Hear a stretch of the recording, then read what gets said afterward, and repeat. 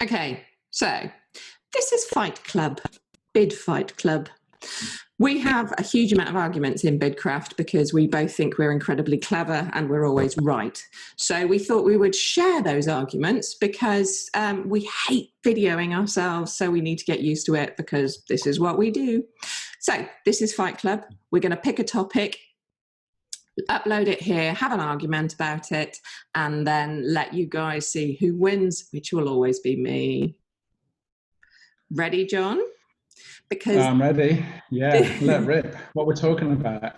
This subject is executive summaries.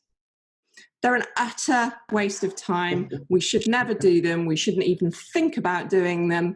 Don't write executive summaries. My main argument for this is because they are counter to all the theory. They are written by executives or salespeople or random groups of people at the end of the bid, and they're totally disconnected from the actual bid and the proposal that we write and is scored and all the rest of it. And they're useless. They're just a waste of time and a distraction, and so much energy goes into them when they're not read. That's because you're doing them wrong. There are some shockers out there. There really are. There really are. But I think they're a force for good. I think they force you to sit down and think about your messages, your win themes, and your value proposition like nothing else.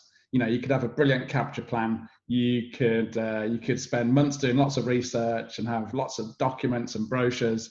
But the moment you come to write the exec summary is the moment your brain freezes and you think, crikey, what are we going to say? So I think for that reason alone, they are more than worth doing. But there are some shockers out there. Yeah, fair point. But even if you put all of that lovely win strategy into it and all the rest of it, they're not scored. That's my second point. They're not scored. They're not evaluated. Stop wasting time on them. Nobody reads them. Throw them away.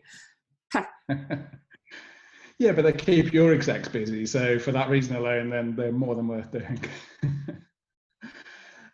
Look, they're not evaluated, or they're rarely evaluated. We all know that, but we should still do them because they can win the hearts and minds of the evaluators.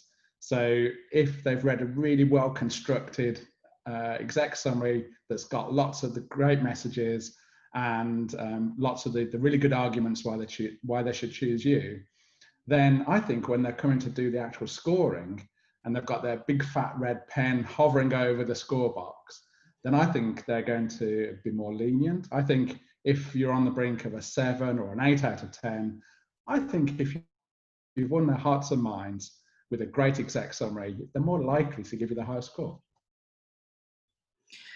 You know I'm right. No. Okay, anyway, to wrap this up, they are just pandering to some executive's ego. So he's got a special document with executive written on it. They're a waste of time. Don't do them. No, absolutely not. You have to do them. You have to do them for your own internal purposes, if nothing else. Get that thinking straight. And why run the risk of not submitting one and missing that opportunity to win the hearts and minds of the evaluator? So I reckon, look, if we do them right and we do them at the right time, then they should be far better than the horror show that you described. Yeah. All right, well, look, we're going to let you be the judge. I know I won. Eve, I suspect, thinks she won. What do you think? What do you think? Let us know. Give us some feedback. Do you want us to continue the debate? We're going to be doing a few of these. We're going to pick different topics until you pay or bribe or plead for us to stop. But we think actually in some of these arguments, there is a bit of value. You have to look very closely, but there is some value in what we say, which you might learn something from, you might not. If nothing else, it passes 5 minutes. But anyway, thanks for tuning in. Watch out for the next ones.